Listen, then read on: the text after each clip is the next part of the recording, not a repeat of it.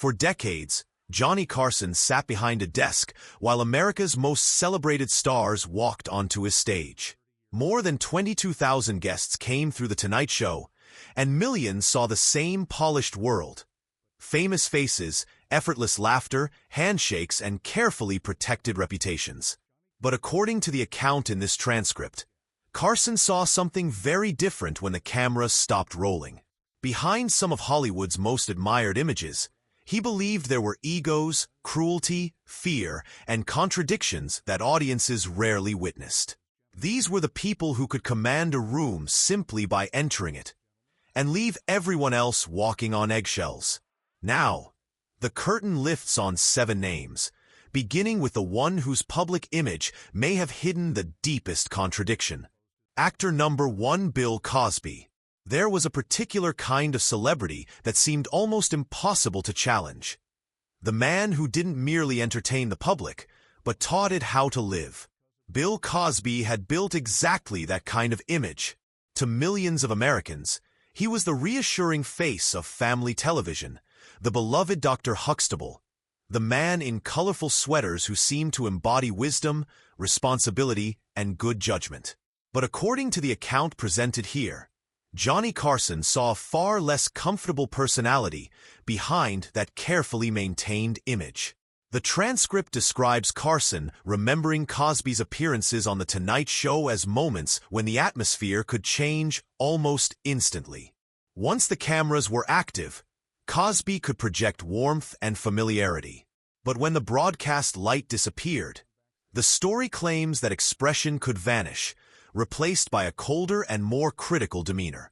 What troubled Carson most, according to this account, was not simply rudeness. It was the contradiction. Backstage, Cosby is portrayed as someone who treated members of the production team less like professional colleagues and more like people who needed to be corrected.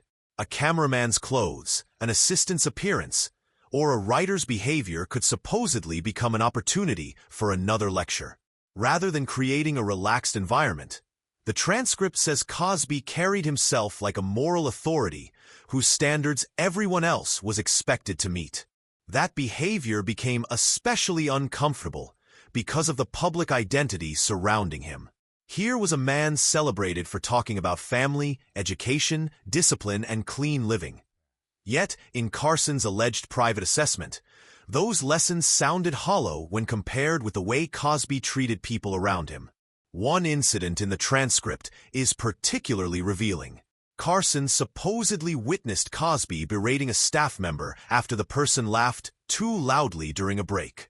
The criticism was framed as professionalism and morality, but Carson believed the words went far beyond what the situation required. According to the story, he intervened because he felt the staff member's dignity was being crushed.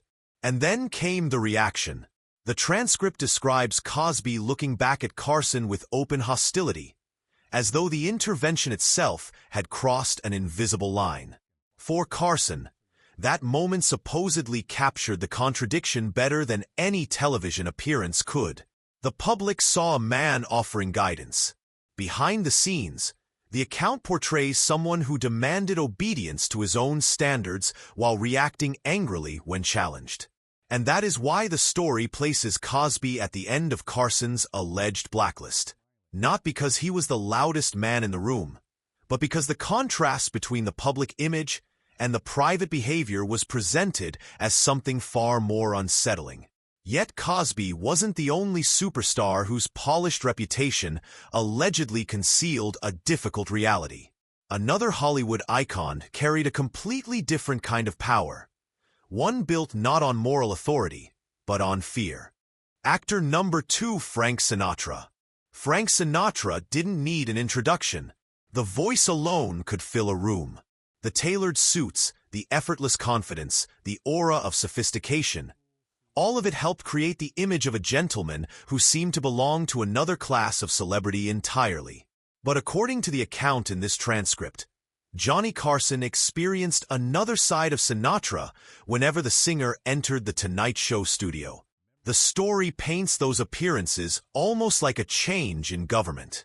Sinatra allegedly arrived surrounded by an intimidating entourage, and the relaxed atmosphere of a television studio could suddenly feel more like a territory under inspection. People watched where they stood, what they said, and how they approached him. Carson supposedly understood that Sinatra was intensely sensitive. Questions were allegedly expected to remain within boundaries Sinatra approved, particularly anything involving his private life or rumors surrounding his associations. Even a joke that landed too close to an uncomfortable subject could, according to the account, produce a stare powerful enough to make a seasoned television host reconsider his next move. But the transcript insists that Carson's greatest objection wasn't Sinatra's treatment of another superstar. It was how he allegedly treated ordinary members of the crew. The story describes Carson witnessing Sinatra harshly reprimand a young lighting technician after the technician accidentally bumped equipment near him. Instead of treating it as a simple mistake, Sinatra supposedly humiliated the young man in front of the crew. To Carson, that was the dividing line. A famous entertainer could be difficult. A powerful celebrity could have demands. But humiliating someone who possessed no comparable influence was, in Carson's alleged view, something else entirely. The transcript also recounts a bizarre production demand. Shortly before cameras were scheduled to roll, Sinatra supposedly insisted that the studio lighting be changed because he believed the existing light emphasized his wrinkles. The crew then had to scramble to satisfy the request, with dozens of people working under pressure to accommodate him. The story presents this as part of a larger pattern. Sinatra allegedly viewed everyone else's effort as an obligation rather than a favor. And there was another element that supposedly made his presence intimidating: loyalty. According to the account, Sinatra could treat someone as a close friend one day and turn against them after even a minor disagreement. Carson allegedly believed Sinatra had enough influence to isolate people professionally if they crossed him. That left the studio filled with an unusual kind of silence. People knew the power Sinatra possessed, and according to the transcript, many were unwilling to challenge it. Carson, as the story tells it, sometimes wanted to ask Sinatra to leave simply to protect his staff. But Sinatra's enormous popularity created a difficult reality. The host could dislike the behavior and still understand the importance of keeping the show moving. So Carson smiled. He shook hands. He played the gracious host. And then, after the cameras were gone, he supposedly carried the frustration home with him. The transcript ultimately portrays Sinatra as a tragic contradiction. Extraordinary talent combined with a personality Carson believed could make everyone around him smaller. But if Sinatra allegedly ruled through intimidation, the next name represented something different. He didn't merely want respect. According to Carson's supposed recollections, he wanted the room itself to revolve around him. Actor number 3, Jerry Lewis. Jerry Lewis had mastered the art of making people laugh. A gesture, a facial expression, a stumble, a perfectly timed physical reaction. He could turn almost anything into comedy. At the height of his fame, he was celebrated as one of the great entertainers of his generation. Yet the account in this transcript claims that Johnny Carson saw a sharp divide between the comedian on stage and the man behind the curtain. According to the story, the moment the studio lights went dark, the playful performer could disappear. In his place was a demanding personality who allegedly expected everyone around him to understand his importance. At The Tonight Show, the mere arrival of Jerry Lewis supposedly created tension among the crew.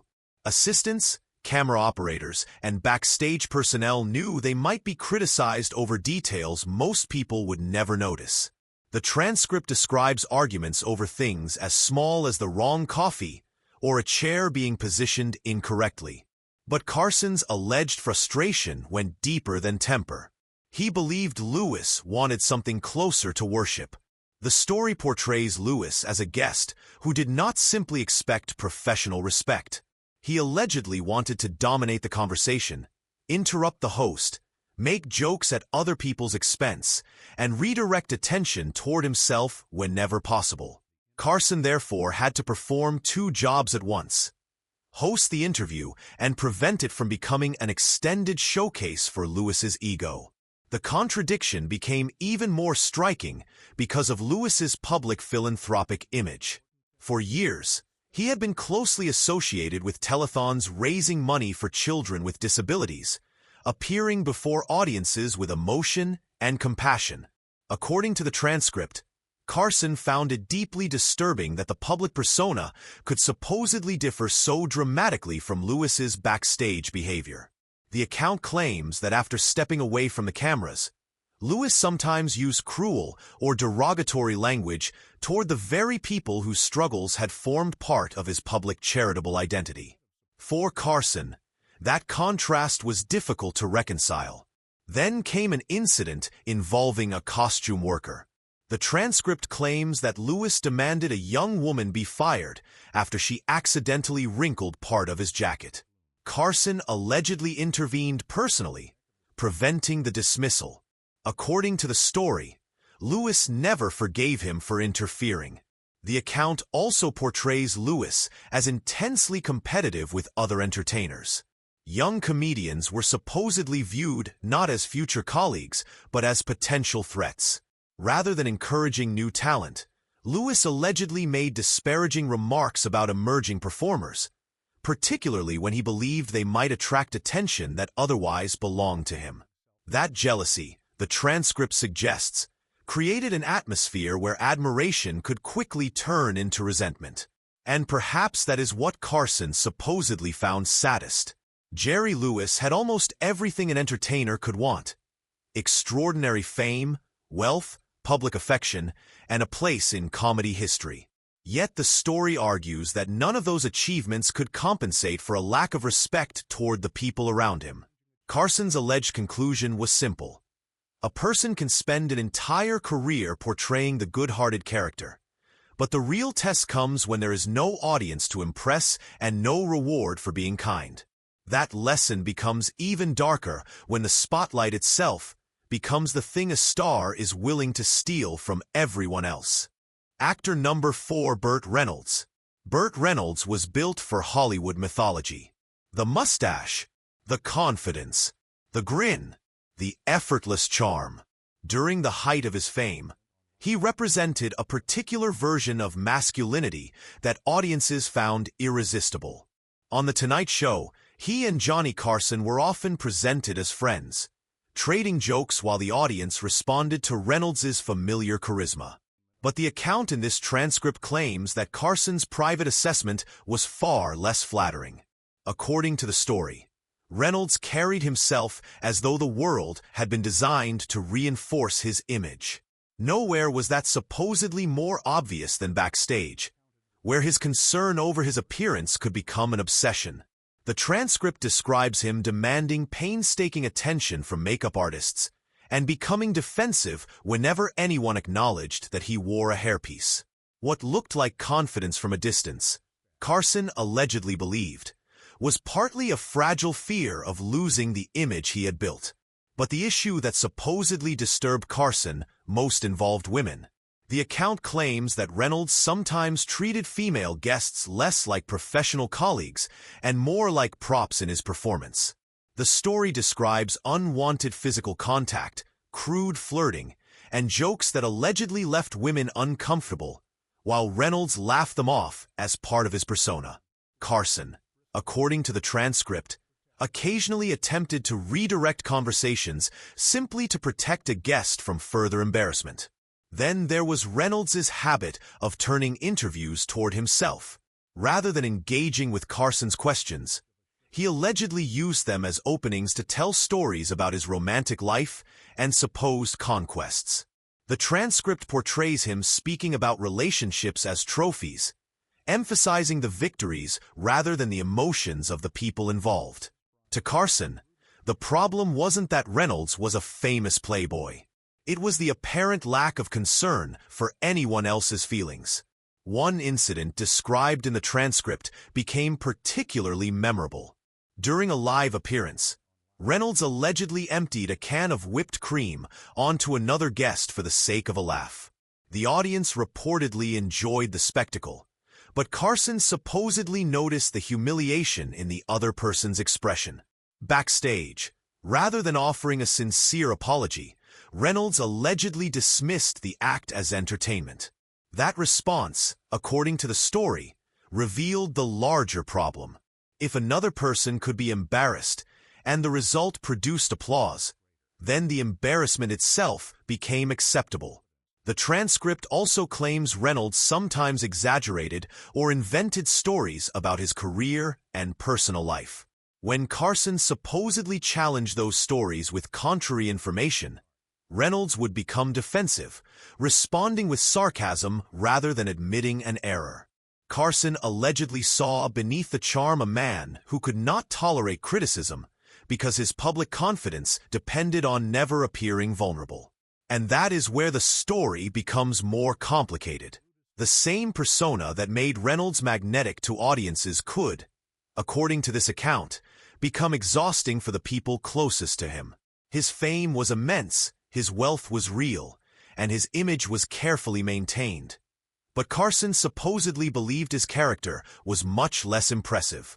The ocean air grew colder as the transcript story moved forward, because the next celebrity didn't need charm, humor, or even a long conversation to make a television appearance miserable. All he needed was silence. Actor number 5, Charles Bronson. Charles Bronson built his reputation on toughness. On screen, his face looked carved from stone. His character spoke little, moved deliberately, and carried an unmistakable sense of danger. For audiences of the 1970s, Bronson became one of Hollywood's defining symbols of hard-edged masculinity. But according to the account presented here, Johnny Carson discovered that the silence didn't necessarily disappear when the cameras turned on. It simply became uncomfortable. The transcript describes Bronson as one of Carson's most difficult interview subjects. While other guests might help create a conversation, Bronson allegedly responded to questions with short answers, sometimes only yes or no, and occasionally with silence. The silence itself became part of the problem. Carson was responsible for keeping a live television program moving. He could ask an open-ended question, offer a joke, create an opportunity for a story, and then receive almost nothing in return. According to the story, Carson felt as though he were pulling every sentence out of Bronson. The transcript insists this was more than shyness. Carson allegedly interpreted it as deliberate contempt, a suggestion that Bronson considered the entire talk show experience beneath him.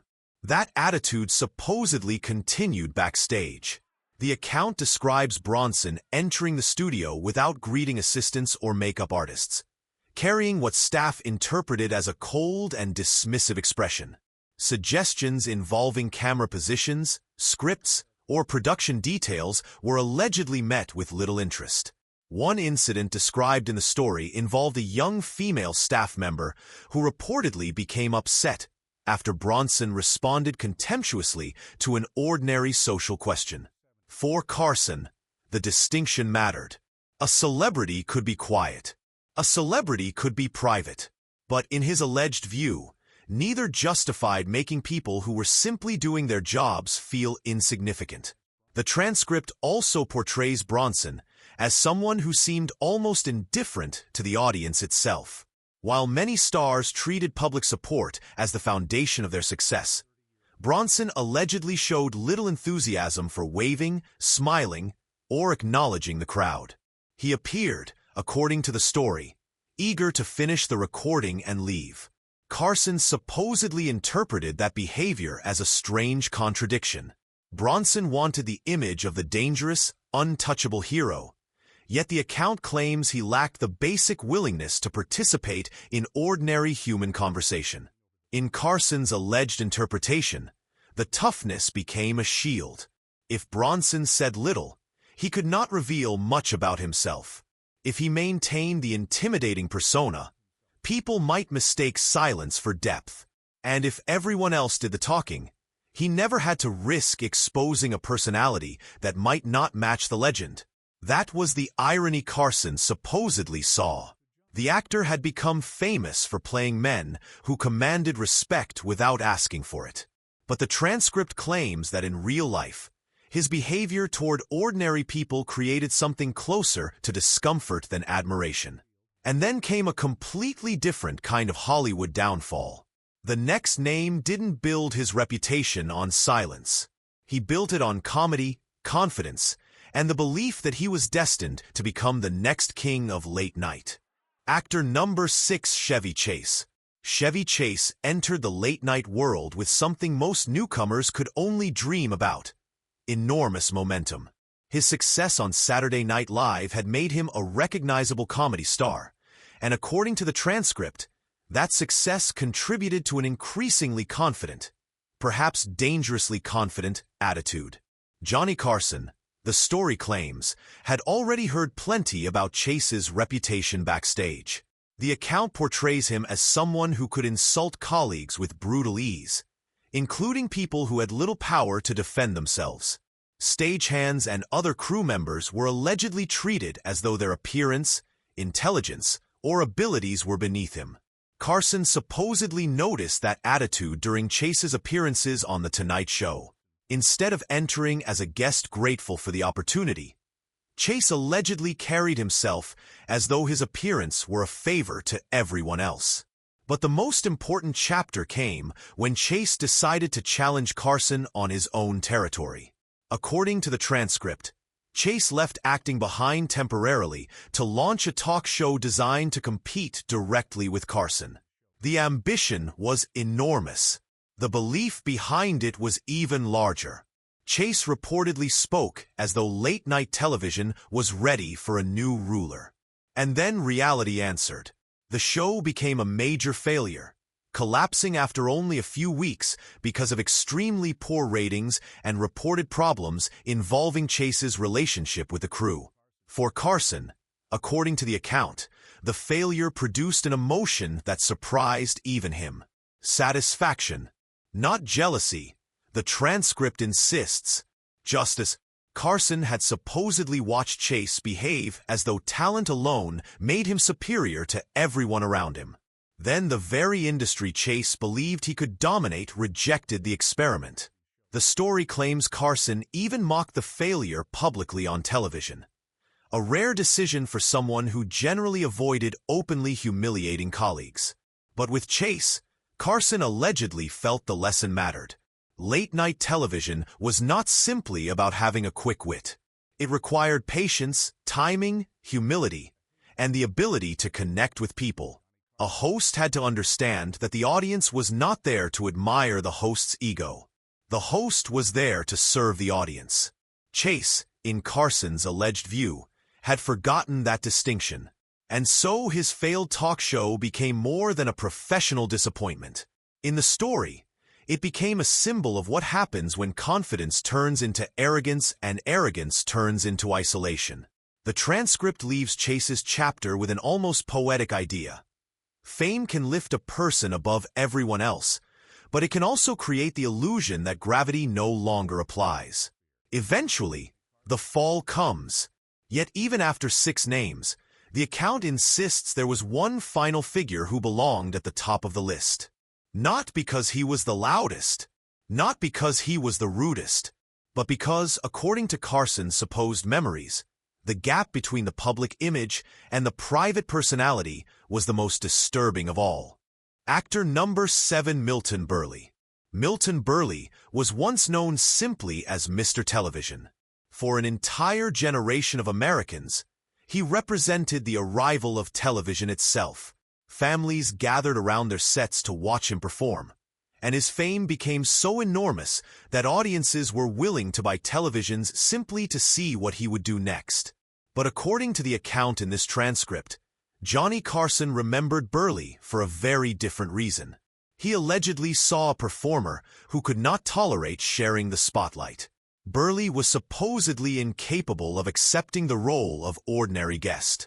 When he entered the Tonight Show studio, the story claims he behaved as though the entire program had been built around him. He interrupted Carson. He allegedly stole punchlines. He redirected stories. And when another guest appeared to be receiving attention, Berle supposedly found a way to pull that attention back toward himself. The transcript describes an old Hollywood nickname associated with him, the joke thief. According to the story, the reputation came from Berle's alleged habit of watching younger comedians perform, remembering their strongest material, and later using similar jokes on television as though they were his own. Carson supposedly witnessed young performers devastated by this. A comedian could spend months or even years developing material, only to see a powerful television star perform it before a national audience. The imbalance of power made the alleged theft even more damaging. Berle had the platform. The younger comedian had the idea, and the audience often never knew where the material had originated. The account also portrays Berle as someone who ignored personal boundaries. He allegedly entered dressing rooms without knocking, interrupted guests while they prepared, and demanded attention even when people were busy.